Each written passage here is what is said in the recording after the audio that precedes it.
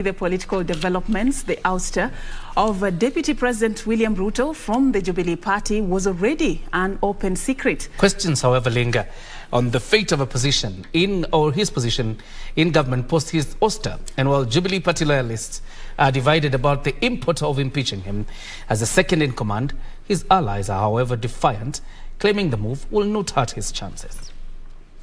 All members of Jubilee Party that have openly promoted the policies and or ideologies of other political parties be deemed to have ceased to be members of Jubilee Party and be removed from the register of members of Jubilee Party. This declaration Saturday by Jubilee Party delegates to sever ties with Deputy President William Ruto and his allies who are promoting the ideals of the UDA party was the hallmark of a much-awaited decision. The roster led to the Deputy President losing his Deputy Party leader position, which was split into 4 positions. The first Jubilee Party had 2 or more than 1 Deputy Party leader. This one would not have grown horns. Yeah, because he would be having his taking as his equal. Most of his allies have already lost positions in lucrative parliamentary committees. But is the worst yet to come? I think it was a waste of time, because we left the Jubilee Party 3 years ago, and if they will go ahead to implement what they are saying, that striking our names from the Jubilee Party, then that will be a blessing on our side. Jubilee Party loyalists are, however, split on the need to escalate the onslaught against Ruto by removing him as Deputy President. We have more important business to do. We never chased anyone away. They chased themselves away and went ahead in forming a party, a parallel party. They decided to be the opposition within government. Instead of supporting the president's agenda, they were busy criticizing everything. Seeing that the elections are less than 6 months away, Ruto's allies insist his removal from office will not hurt his chances of succeeding President Uhuru Kenyatta. If they bring an impeachment motion in the National Assembly to impeach William Ruto as the Deputy President of the Republic of Kenya, we don't care. We will not fight it. We are busy setting our agenda to the Kenyans to form the next government.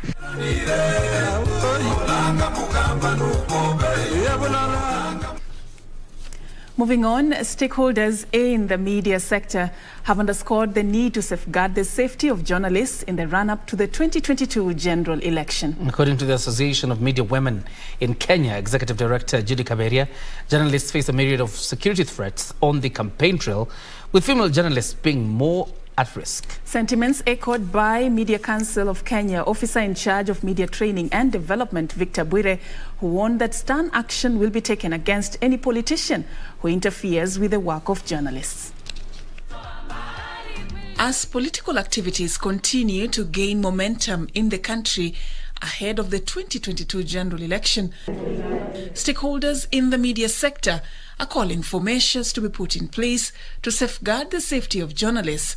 Speaking in Machakos County during a 3-day capacity building workshop for female journalists on safety during elections, Association of Media Women in Kenya Executive Director Judy Kaberia announced plans for a coordinated approach of safeguarding the safety of journalists. We meet the journalists, we train them, because sometimes, or not sometimes, all the times, security first begins with an individual. But at the same time, we also want to reach out to the editors. We also hope to reach out to the media owners for them to execute the decisions, or to execute, or even at least hear what the journalists are saying the field is like, because a lot of times they don't see what is happening. We have planned for trainings for female journalists, so it goes on even beyond the elections. One of the key things we are responding to is what we call the UN Plan of Action on the Safety of Journalists, which demands that organizations and countries need to ensure the safety of journalists so that they can promote access to information. While warning that journalists who engage in partisan politics will be deregistered, Media Council of Kenya's officer in charge of media training and development, Victor Buire, also warned of stern action which will be taken against any politician who interferes with the work of journalists. Kuna wanasiasa fulani ama mirengo ya wanasiasa ama political parties ambao hawapatii waandishi wa habari nafasi ya kufanya kazi yao vile inatakikana. Wengine wamekuwa wakiwazomea, wengine wanawasukuma, wengine wanawakataza kuwapatia habari ama ile tu physical kuweza kuwadhulumu.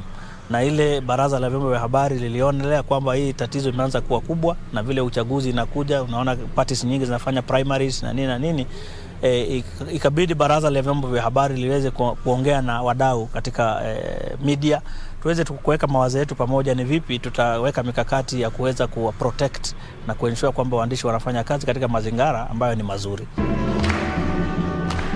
Meanwhile, Ruiru Member of Parliament Simon Kingara has hinted at plans to ditch the Jubilee Party.